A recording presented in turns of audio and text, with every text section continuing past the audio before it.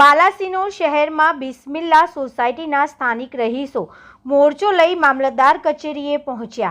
વારંવાર રજૂઆત કરવા છતાં તેમની પ્રાથમિક સમસ્યાનો પણ નિકાલ આવ્યો નથી। પાણીના કનેક્શન સતત વધવાના કારણે પીવાનું પાણી પણ સમયસર આવતું નથી અને ડ્રેનેજ લાઇન કે રોડ રસ્તાની પણ કોઈ સુવિધા નથી, જેથી લોકો તાત્કાલિક ધોરણે તેમની સમસ્યાનું નિવારણ આવે તેવી માંગ કરી રહ્યા છે।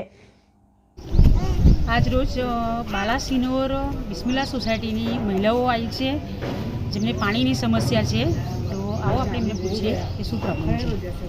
અમે બિસ્મિલ્લા સોસાયટીની અંદર આપણે વેલકમની પાછળ બિસ્મિલ્લા સોસાયટી જે આવેલ છે ત્યાંથી અમે બધે લેડીઝો મામલતદાર કચેરીની અંદર પ્રાંત સાહેબને મળવા માટે આવેલ છે।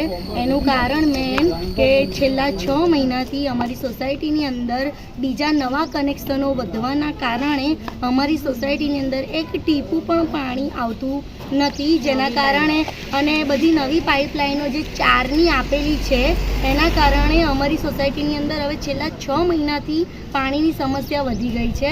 અને બીજું કે બીજી બધી સોસાયટીઓની અંદર ગટર લાઇનની સુવિધા બી આવી ગઈ, પણ અમારી સોસાયટી બિસ્મિલ્લાની અંદર હજુ ગટર લાઇન પણ નથી, રોડ પણ નથી અને પીવાના પાણીની સમસ્યાથી છેલ્લા 6 મહિનાથી અમે લોકો જૂજી રહ્યા છે અને એ વાતનો અત્યાર સુધી નિકાલ આવ્યો નથી।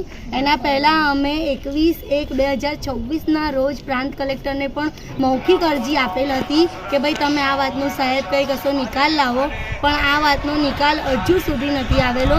એના પહેલાં અમે તાલુકા સંમેલનના અંદર આપણે અરજી આપેલી હતી લેખિતની અંદર અને એનો નિકાલ લાવવા માટે એમને રિક્વેસ્ટ પણ કરેલી હતી, પણ હજુ સુધી આ બાબતનો નિકાલ આવેલો નથી।